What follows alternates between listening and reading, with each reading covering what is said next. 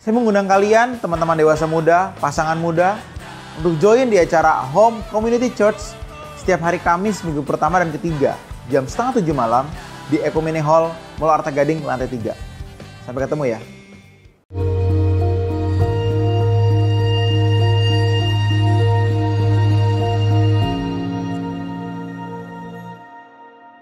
Oke, kita masuk ke episode 699. Dari wanita usia 52 tahun di Parepare, Sulawesi Selatan. Pak Eras, kami pecinta fanatik Pak Eras Suara Kebenaran. Kami mau menjadi jemaat GSKI MAG, bagaimana kami bisa mendaftar karena berdomisili di daerahnya ikut via online. Sudah mau 2 tahun kami percaya kepada Pak Erasto Sabtono menjadi gembala kami. Tolong dibantu, terima kasih. Oke, nanti akan dibantu. Kami akan membantu Anda ya, supaya bisa dari jauh kami melayani lewat media ya, dan lewat berbagai kegiatan yang membuat iman jemaat tetap terpelihara walaupun dari tempat jauh. Saya teruskan dengan pertanyaan berikut dari pria usia 35 tahun, sudah menikah. Pak, istri saya jalan bersama laki-laki lain pulang subuh. Dan dia tidak merasa itu salah karena saya tidak ada di rumah. Dan itu yang membuat hubungan saya diambang kehancuran.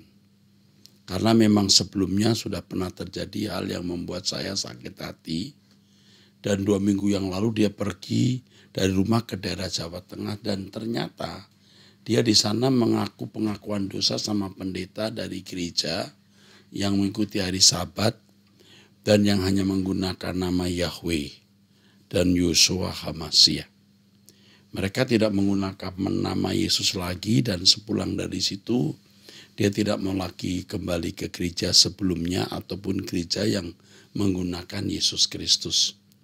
Jadi di balik rumah tangga yang hancur ada lagi masalah yang membuat kami susah untuk bersama. Tolong Pak, apa yang harus saya lakukan? Sedangkan dia sudah telat pisah juga, sudah siap. Sedangkan dia sudah telat pisah juga, sudah siap. Apa maksudnya? Begini, bro. Usiamu 35 tahun, ini masalah moral. Saya tidak tahu apakah kamu juga pernah melakukan satu kesalahan sehingga istrimu melakukan hal yang sama. Ya, sebagai balas. Dan kamu tidak berdaya karena kamu lakukan hal yang sama. Tapi begini, yang pertama kamu bertobat. Saya punya satu filosofi hidup yang merupakan prinsip kebenaran firman yang ampuh. Yaitu lawan persoalanmu dengan kekudusan. Jadi dengan kekudusan itu kamu hadapi semua ini. Masalahmu tidak bisa diselesaikan dengan cara mudah. Selain masalah moral, sekarang masuk lagi pendeta yang memiliki ajaran yang berbeda dengan gereja yang kalian selama ini kunjungi. Hanya Tuhan yang bisa tolong. Dan Tuhan menolong kamu kalau kamu menolong dirimu sendiri. Berubahlah, hidup dalam kekudusan. Kamu akan saya bimbing, nanti kamu akan bisa terus berjalan dalam kebenaran. Oke, Tuhan memberkati. Dari anak muda usia 19 tahun, Pak, kapan kebaktian pendalaman Alkitab untuk GSKI Rehoboth Kelapa Gading yang biasanya diselenggarakan pada hari Jumat kembali berlangsung pasca 2 tahun berhenti, dan apa kebaktian doa malam bisa diundur menjadi jam 8? Begini sayang, ini dari Christian Herodics lagi nih. Terima kasih untuk saran kamu. Kamu udah pernah menyarankan soal batik. Begini nak, pendalaman Alkitab akan diisi nanti pada hari yang lain, bisa Sabtu, terutama sedang membahas soal logos, soal kristologi, Tritunggal, keselamatan. Kami akan lakukan kembali pendalaman Alkitab. Nanti bisa hari Selasa, juga bisa hari Sabtu. Kalau Sabtu bisa 2 sesi, nanti Selasanya bukan pendalaman Alkitab. Kalau Jumat itu dipakai untuk doa. Kalau kalau PA dulu baru doa letih. Orang sering kali letih. Tetap hari Jumat hanya untuk doa. Kita butuh waktu doa bersama. Terima kasih untuk masukannya sayang. Dari ibu janda usia 53 tahun. Pak Era, saya pecinta suara kebenaran dan sering mengikuti doa pagi. Sebelumnya begini Pak ceritanya. Saudara saya mereka tadinya Muslim. Tapi belakangan mereka sudah tidak menjalankan kewajiban agamanya sama sekali. Kakak perempuan saya sekeluarga terdiri dari ibu dan 2 anaknya. Laki-laki dan perempuan, belakangan ini mereka mulai terbelenggu kuasa gelap. Menurut cerita kakak saya yang tertua, mereka tidak boleh bertemu sama sekali rekannya dan pergi kemanapun. Jika mereka melanggar, badan mereka akan terasa sakit dan separuh badannya seperti ada besi yang menariknya. Mohon pencerahan Pak, hati saya sedih Pak, apa yang harus saya lakukan? Sedangkan 6 bersaudara cuma saya yang Kristen. Terima kasih. Jadi keluargamu ini agama lain ya. Apa yang kamu harus lakukan dengan kondisi seperti ini? Coba kamu tanya Tuhan apa yang harus kamu lakukan. Kamu tanya saya belum bisa menjawab. Bisa saja nanti Tuhan beritahu ke saya. Tapi kalau ini proyek kamu, proyek ibu pasti diberitahu Tuhan. Harus buat apa? Ya, mereka mulai terbelenggu kuasa gelap. Ini pasti terkait dengan okultisme, perdukunan. Ya, tidak boleh bertemu sama sekali rekannya dan pergi kemanapun. Kalau melanggar akan ada sanksi, badan terasa sakit. Separuh badan seperti ada besi yang menariknya. Bisa saja kuasa gelap. Tetapi ibulah yang punya proyek ini. Dan ibu berdoa minta petunjuk Tuhan. Dan ibu jangan takut kalau Tuhan beri ibu kesempatan mengusir kuasa gelap. Usir dalam nama Yesus. Jangan karena ibu bukan pendeta, ibu kurang percaya. Yang berkuasa bukan pendeta, bukan jabatan, bukan gelarnya, tapi nama Yesus Kristus. Dengan nama Yesus Kristus ibu usir kuasa gelap dari keluarga itu. Sekarang ibu doakan dan ibu minta petunjuk Tuhan apa yang ibu harus lakukan. Ya, oke. Dari wanita usia 36 tahun sudah menikah di Manado, Sulawesi Utara. Saya seorang istri yang ditinggalkan suami dari tahun 2015. Tapi sekarang suami bilang dia mau rujuk kembali bersama saya. Tapi sampai sekarang dia tidak tinggal bersama saya. Dia masih ada hubungan dengan wanita simpanannya. Apakah yang harus saya lakukan? Karena yang saya lihat dia cuma butuh uang kepada saya. Mohon bimbingannya Pak Pendeta, saya bingung apa yang harus saya lakukan. Sudah terlanjur memberi modal usaha, tapi saya pernah lihat wanitanya chat suami suruh pulang karena dia sakit. Dan sampai saat ini suami tidak berizin, saya lihat HP-nya. Pria ini tidak bertanggung jawab, dia jahat. Dia memiliki wanita simpanan, dia hanya mau menjadikan kamu ATM. Untuk sementara waktu jangan urusan dengan laki-laki ini walaupun dia suamimu. Jangan membantu uang dia sama sekali. Kamu diam saja. Biar Tuhan yang berperkara. Tunggu Tuhan bertindak. Kamu kasih tahu dia bahwa kamu tidak akan urusan dengan dia selama dia masih punya perempuan.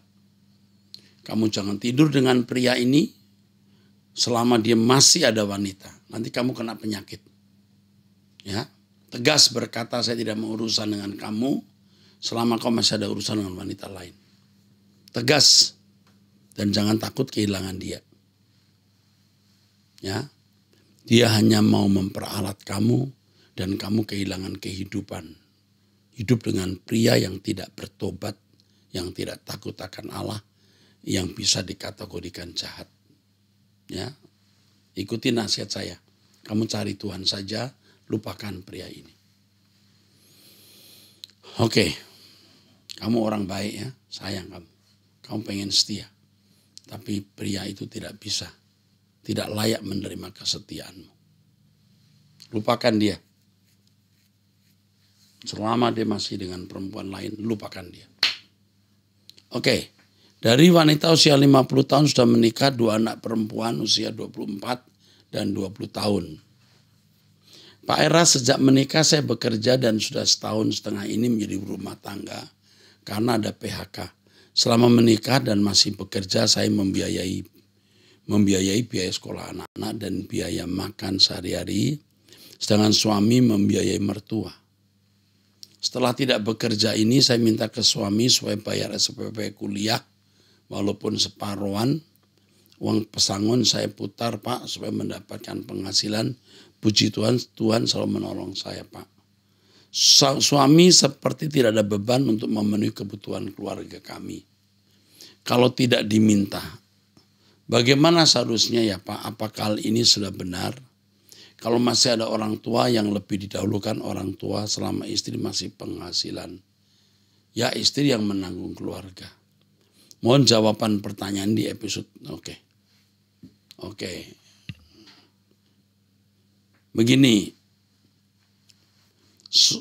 tidak salah membantu orang tua. Jadi kamu melihat suamimu membantu mertua, orang tua. Yang jadi pertanyaan saya, benarkah penghasilan suamimu seluruhnya untuk orang tuanya? Apakah orang tuanya dia tidak punya anak-anak lain? Kamu harus mendiskusikan biaya sekolah anak-anakmu dengan suami, dan suami harus ikut mengambil bagian. Harus. Tetapi di dalam hatimu kamu harus juga mempersiapkan keadaan terburuk kalau suamimu tidak membantu. Jadi kamu tetap harus mencari uang sebanyak-banyaknya untuk masa depan anak-anakmu. Ingat ya, coba kamu lihat apakah benar semua penghasilan uang suamimu untuk orang tua. Atau mungkin ada hal yang lain yang dia lakukan. Diskusikan biaya anak-anak dengan suami, mutlak dia harus ikut mengambil bagian. Dan kamu bisa usaha terus cari uang, walaupun kamu bisa memberi uang cukup untuk anak-anakmu. Libatkan suamimu. Jangan karena kamu sudah banyak, kamu membiarkan suamimu tidak mengambil bagian dalam pembayaran anak-anak dan biaya hidup. Kamu tidak mendidik suamimu. Kamu merusak irama hidup, dinamika hidup sebagai suami. Jadi kalau kamu punya penghasilan 10, ya kamu simpan 5 atau 6. Yang 4 kamu gunakan, lalu suami harus ikut mengambil bagian. Kecuali memang suami betul-betul sakit, tidak bisa bekerja, nganggur total, tidak ada penghasilan. Nah itu kamu bisa gunakan uangmu semua. Ya, ngerti maksud saya? Lakukan itu. Tapi lebih dari ini, carilah Tuhan dengan sungguh-sungguh. Hanya Tuhan yang bisa menolong kita. Tuhan berkati. Dari wanita usia 35 tahun, Salam, saya sudah menikah dengan suami hampir 10 tahun. Setelah melahirkan anak pada umur pernikahan 1 tahun, saya tidak pernah diberi nafkah batin sampai sekarang. Memeluk, mencium, pegang tangan pun tidak pernah. Suami gampang emosian. Apakah saya harus mempertahankan pernikahan? Saya sudah coba selama ini, tapi sepertinya saya tidak sanggup. Ini pasti ada sesuatu. Tidak mungkin tidak ada sesuatu. Tidak mungkin. Kamunya yang sangat melukai dia dengan sikap kamu. Atau suamimu yang sekarang ada masalah. Bisa masalah pekerjaan, bisa masalah cita-citanya yang tidak kesampaian, atau ada wanita lain. Ada banyak faktor. Kamu periksa dulu dirimu, apa kamu jadi penyebabnya. Ya. Tapi kalau dari tulisan ini, saya curiga suamimu sudah menaruh hati ke wanita lain. Tapi jangan menuduh, kemungkinan iya. Nah itu bagaimana cara merebut dia? Kamu harus sungguh-sungguh melayani suami dengan baik. Jangan menunjukkan sikap-sikap yang melukai. Kau masih muda, usia 35 tahun. Pertahankan rumah tangga ini. Kamu banyak berdoa, kamu mencari Tuhan bersama saya di Truth ID. Kamu akan melihat pertolongan Tuhan. Kalau kamu jadi kekasih Tuhan, Tuhan tidak akan membiarkan kamu dilukai. ya. Yuk kita lekat dengan Tuhan menjadi kekasihnya. Itu jalan keluar satu-satunya. Tapi ingat apa yang saya sampaikan jangan disampaikan ke suami. Jangan berkata, "Pap," kata pendeta Erastus, "mungkin papa adalah perempuan lain." Itu tidak bijak. Ya, saya menyampaikan apa yang ada di hati saya. Dan saya harus mengatakan apa adanya. Ya, tapi kamu harus dewasa menangani keadaan ini. Dari wanita usia 32 tahun sudah menikah di Singapura. Suami saya lebih tua 5 tahun. Saya 5 tahun lebih tua maksudnya. Suami saya 5 tahun lebih tua. Oh, suami saya 5 tahun lebih tua. Kami menikah sudah 10 tahun. Tuhan sangat memberkati kami secara finansial. Suami saya selalu bekerja dan berusaha keras. Dari muda ia selalu merasa bahwa panggilan hidupnya adalah untuk menghasilkan banyak uang dan membaginya untuk pendeta, gereja, dan amal. Pertanyaan saya, apakah benar panggilan Tuhan bisa untuk menghasilkan uang dan diberikan ke yang membutuhkan? Kadang ia terlalu fokus mencari uang karena ia merasa saat ini waktu produktif, kurang energi untuk aktivitas spiritual dan keluarga. Oke, suamimu tekun kerja keras. Bukan tidak mungkin orang dipanggil Tuhan untuk mencari uang guna mendukung pekerjaan Tuhan. Tapi harus ingat, yang pertama, hubungan pribadi dengan Tuhan itu lebih dari uang yang kita berikan. Jadi kegiatan mencari Tuhan tidak boleh kurang. Doa pagi, mendengarkan khotbah, supaya karakter kita terbentuk serupa dengan Yesus atau sempurna seperti Bapa. Itulah pelayanan yang sesungguhnya. Menyenangkan Tuhan dengan setiap kata yang kita ucapkan, dengan perbuatan, dengan segala perilaku kita. Itu pelayanan yang sesungguhnya. Itu yang harus kita lakukan mestinya. Lebih dari memberi uang. Nah, itu sampaikan kepada suami. Lalu yang kedua, kita mendukung pekerjaan Tuhan boleh dan harus. Tetapi harus cerdas. Kadang-kadang kita salah memberi kepada objek yang salah. Dan itu akan merusak pendeta atau hamba Tuhan yang tidak siap menerima dukungan keuangan. Harus tanya Roh Kudus. Ya. Lalu bagaimana bisa memberkati suami yang fokus kerja tapi tidak fokus dalam kegiatan rohani? Kamunya yang harus berjuang bertumbuh menggarami suamimu lewat perilakumu.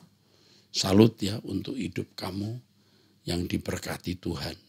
Tapi tetap harus menjaga diri supaya dalam kekudusan. Jangan lupa tetap dalam kekudusan. Dari wanita usia 30 tahun dari luar negeri ini. Nomor teleponnya. Atau iya. Dulu saya pernah tanyakan ke Abam soal kondisi sakitnya mama saya yang depresi. Bagaimana Tuhan mengadili seseorang yang berkondisi seperti itu, sedangkan tidak dapat mengerjakan keselamatannya, dan sekarang mama sudah meninggal dengan kondisi yang masih depresi. Pak Era, sekarang kondisi saya sangat bebas, tanggung jawab terhadap orang tua sudah selesai, dan saya single. Saya rindu untuk memakai hidup saya melayani Tuhan sepenuhnya dengan kondisi saya ini. Bukankah saya bisa terbang bebas menembus batas?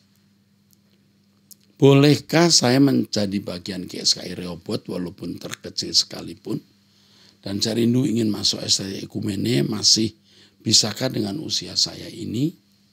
Saya lulusan SMA, selama saya bekerja di Taiwan, terkumpul sedikit dana, tapi mungkin tidak akan cukup untuk sampai selesai kuliah. Tahun depan, pertengahan tahun saya pulang ke Indonesia. Saya mengikuti kebenaran firman yang Pak Eras ajarkan sudah sekitar 3 tahun. Cuma beberapa kali daftar e-church, tapi belum ada tanggapan sudah terdaftar atau belumnya. Sudah cek email atau SMS yang belum ada tanggapan. Waktu ibu saya meninggal, saya pulang ke Indonesia, cuti selama 1 bulan, 4 hari. 1 sampai 4 Juni. Cuti selama 1 bulan, 4 hari, 1 sampai 4 Juni. Sebelum kembali ke Taiwan, saya ke Jakarta mengikuti doa malam hari Jumat. Minggu ibadah raya 1, 2, dan 3. Saya menginap di hotel dekat sekali dari MAG. Ketika melihat Pak Eras dari dekat, saya terharu. Dalam hati saya memanggil Bapak dan merasakan suasana dalam gereja sangat berbeda dengan gereja di tempat lain. Selama di hotel saya baru benar-benar ambil waktu tenang untuk merenungkan, menghayati untuk apa saya hidup. Bagaimana cara hidup saya selama ini. Saya masih setengah-setengah dalam mengikuti Tuhan. Struggle kenapa saya masih terus meleset. Selama ini saya hanya mengerti, tapi untuk menghayati belum, Pak. Saya ingin berada dalam lingkaran orang-orang yang serius mencari Tuhan. Oke, kamu akan dihubungi oleh orang saya. Kalau kamu betul-betul soal pendidikan tadi dan keinginanmu untuk terlibat dalam kegiatan perkuliahan, kamu sudah SMA, lalu bagaimana mengarahkan kamu? Saya kira kamu orang yang bisa dipakai Tuhan untuk pelayanan, ya. Melayani mestinya tidak harus sekolah teologi ya, tetapi nanti kami akan mengarahkan. Ya. Dari wanita usia 28 tahun ya, Pak Eras, saya memiliki kehidupan masa kecil yang sangat suram. Punya papa tapi dalam kehadirannya sejak kami kecil jarang. Dan hampir tidak pernah merasakan kasih dari papa. Dari kecil saya bisa mengekspresikan emosi dalam diri.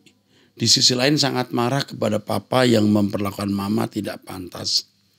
Namun di sisi lain harus menjaga perasaan mama. Semua emosi itu hanya dipendam sejak kecil. Bisa menangis di kamar sendiri. Sejak kecil saya sering bersembunyi di kamar saya. Tidak berani bertemu orang dan papa saya juga tidak mengizinkan kami anak-anaknya untuk bermain dengan seumuran kita waktu itu. Kami dari kecil sudah harus ke sawah membantu mereka. Tidak ada waktu bermain, sering dibungkam dengan cara dibentak sama papa saat bicara. Saya tumbuh jadi orang yang antisosial. Di sekolah juga tidak punya banyak teman, sulit untuk berkomunikasi. Begitulah kehidupan saya dari kecil. Setelah dewasa dan berumah tangga, saya menyadari saya memiliki mood dan emosi yang tidak stabil. Saya sering menangis sendiri, gampang down, dan dalam pikiran saya sering terlintas ingin menyelesaikan hidup. Saat ini saya memang ada dalam sebuah komunitas, tapi sulit bagi saya untuk berkomunikasi yang natural dan lempeng. Saya jadi orang yang tidak berani berterus terang karena takut menyakiti hati orang. Semua ketidakmampuan saya berkecamuk dalam pikiran saya. Saya sering overthinking dan panik jika sesuatu tidak berjalan seperti yang saya harapkan. Saya berusaha ingin survive dari semua ini, Pak. Jadi manusia yang merdeka, tapi saya merasa tidak mampu. Apa yang harus saya lakukan? Bagaimana saya bisa merdeka dari semua pikiran yang membelenggu saya? Sungguh keadaan seperti ini sangat menyiksa saya. Pak, saya jemaat GSKI Rehoboth, Pak. Mohon insight dan saran Bapak. Usiamu 28 tahun. Kamu sakit. Ya. Jiwamu sakit. Jadi yang saya harus lakukan, kamu harus dibimbing seorang konselor. Tidak bisa tidak. Karena dengan kondisimu seperti ini, kamu tidak bisa survive ke depan. Kamu akan gampang depresi. Sekarang belum, tapi kamu akan mengalami depresi untuk hal-hal yang kamu tidak sanggup. Tetapi begini, saya akan membimbing kamu lewat seorang konselor, ya, bukan saya, karena saya pria, kamu wanita. Sebaiknya wanita dilayani wanita. Tapi kami akan peduli, apalagi kamu jemaat GSKI Mall Arta Gading, kamu akan dilayani. Kamu tidak parah banget kok, tapi cukup kritis jika tidak dirawat segera. Tidak ada sesuatu yang membahayakan kamu. Dalam teropongan saya nggak ada sesuatu yang membahayakan kamu. Tidak ada. Tapi kamu anak atau kamu orang yang menerima belas kasihan Tuhan. Tuhan membelas kasihani kamu. Kondisimu tidak parah, tidak. Tapi bisa kritis kalau dalam situasi tertentu. Ya, karena kamu jemaat yang saya layani, kamu akan diperhatikan orang saya. Tetap rajin ke gereja, doa, mencari Tuhan. Itu akan menjadi kekuatan. Jiwamu sakit lama, tidak bisa sembuh dalam waktu 1-2 tahun. Kamu harus bertemu dengan kebenaran dan kebenaran akan memerdekakan kamu juga dalam waktu yang lama. Ya, rusak kamu 25 tahun tidak bisa diperbaiki dalam waktu 2 bulan. Oke, tapi kamu orang yang dikasih Tuhan. Puji Tuhan. Oke, dari ibu rumah tangga usia 43 tahun. Pak, saya sangat terberkati dengan pengajaran yang Bapak sampaikan. Dengan penuh kerendahan hati saya mohon dukungan doa untuk suami saya. Udah hampir 3 tahun suami tidak mau ke gereja, bahkan doa di rumah pun sangat susah. Bukan sekali 2 kali dia berjanji mau ke gereja, mau berdoa, bahkan mau. Tapi ketika saya ajak dia selalu entar-entar. Kalau doa di rumah dia selalu nyari kesalahan saya, sehingga membuat dia nggak berdoa sekalian. Sekali saya langsung minta maaf. Membuat dia nggak berdoa, sekali saya langsung minta maaf. Karena dia mau berhenti merokok, saya ucapkan di doa saya, Tuhan lepaskan suami aku dari keterikatan rokok. Setelah doa, saya langsung saja dimarahin. Nggak boleh ya mempengaruhi suami dengan cara kalimat doa ya. Itu nggak bijak, ya harus dengan lembut. Menurut saya sebagai saya udah berusaha bersabar, terus saya bantu secara ekonomi buat rumah tangga karena pasca pandemi suami kehilangan pekerjaan. Saya pun bisa menerima keadaan karena bukan suami saya aja yang kehilangan pekerjaan. Jadi hampir 3 tahun saya memenuhi kebutuhan rumah tangga saya. Saya nggak masalah Pak. Tapi suami saya egois, kalau dia yang salah, dia nggak mau saya ingatkan atau saya tegur. Tapi kalau saya salah sedikit aja langsung ngancam, salah satunya nggak mau berdoa dan ke gereja. Loh, ngancamnya kok nggak mau doa ke gereja kayak anak kecil. Kadang saya mau kalau ditanya ke gereja Kadang saya mau kalau ditanya di gereja suami mama mana. Kalau sendiri terus terang saya kehabisan kata-kata harus jawab apa lagi. Suami saya saat ini kerjaannya nge-Grab, itu pun saya yang bantu dia supaya tetap berpenghasilan. Memang pendapatan tiap hari tidak bisa diprediksi. Saya juga sangat malu dengan pola hidupnya karena waktunya terlalu banyak untuk main game dan baca novel. Baca novel kuat sampai jam 2-3 pagi, bahkan sampai jam pagi ya. Nanti tidur bangunnya siang, bisa sampai jam 3 baru bangun. Langsung membaca novel atau berita tiap hari seperti itu Pak. Saya sering kali bilang kalau mau ngantuk baca Alkitab pasti langsung ngantuk. Loh. Suamimu ini tidak dewasa. Usiamu 43 tahun, suamimu juga sekitar itu. Suamimu tidak dewasa. Kamu jangan maksa dia ke gereja, jangan maksa berdoa.